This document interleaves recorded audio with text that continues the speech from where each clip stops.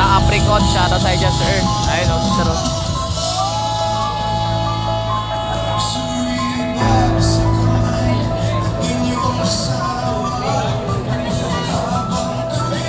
Shoutout dyan, sir. Shoutout sa inyo, sir. Shoutout.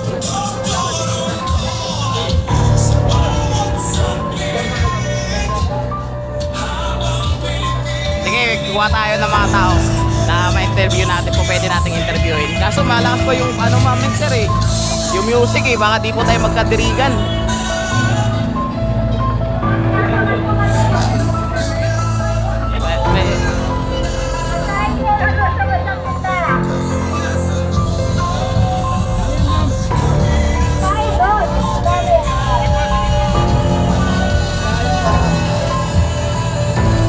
Nasa Mendola po si Gabriel.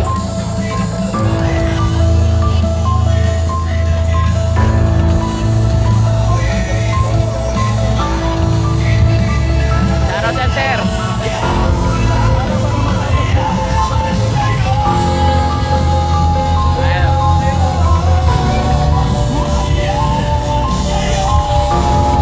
Davis na po, nasa ano, Siargao.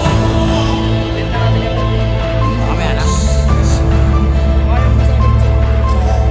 Bahala kayo dyan. Sabi nila si Tamuin ko daw. Hindi naman tayo product. Bahala sila ba?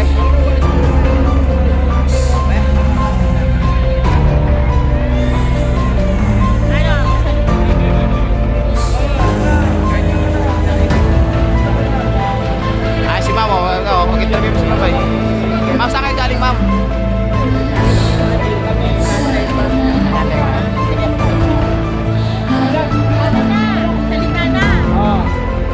Ano na? Star ba natin masasabi yun? Ano na? Para sa'yo. Siyempre. Star Witness? Para sa'yo. Ano na tanongin namin? Sino ba interviewin namin? Ikaw o kami? Para sa'yo, ma'am. Okay mga kababayan, yung mga hindi nakakarating dito, at go naman sa talagang apektado, kasi lahat naman tayo apektado dyan. Imagine nyo, ang GDP natin sobrang bagsak na. So yung mga bansa na mahihirap, na nakaangat tayo ay nasa pinakababa na. So alam nyo ba, bago tayo makaangat, naabutin pa ng 90 years. So sa tingin nyo, sino kaya ang Pangulo na upo na ang bansa ay lagapak? Diba? So kaya mga kapatiran natin ay sino nagpakita ng suporta at nagbigay ng oras. So kayo po, paano nyo po ipapakita na mahal nyo ang bansa natin? Bilang Pilipino, ano bang action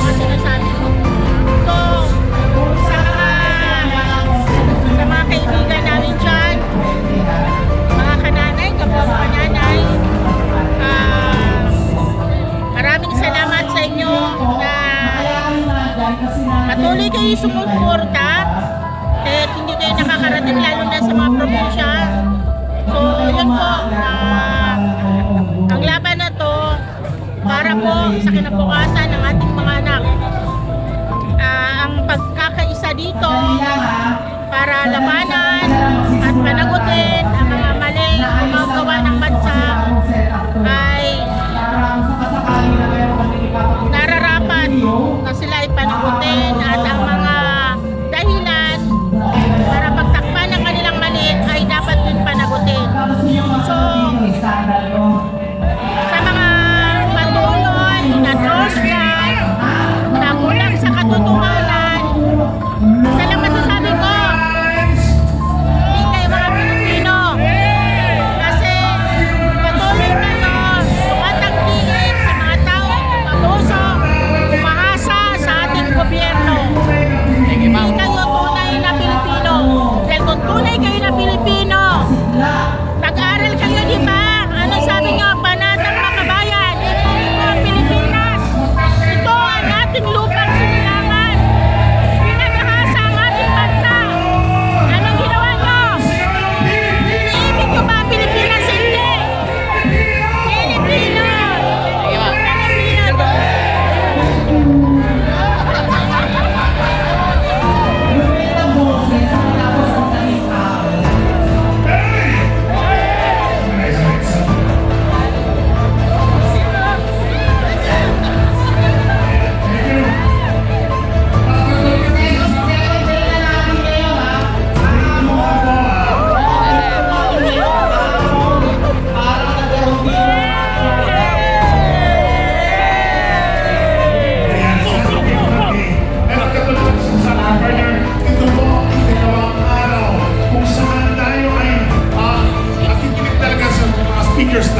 Pag-uusapan ay pananagutan, katarungan at karapatan.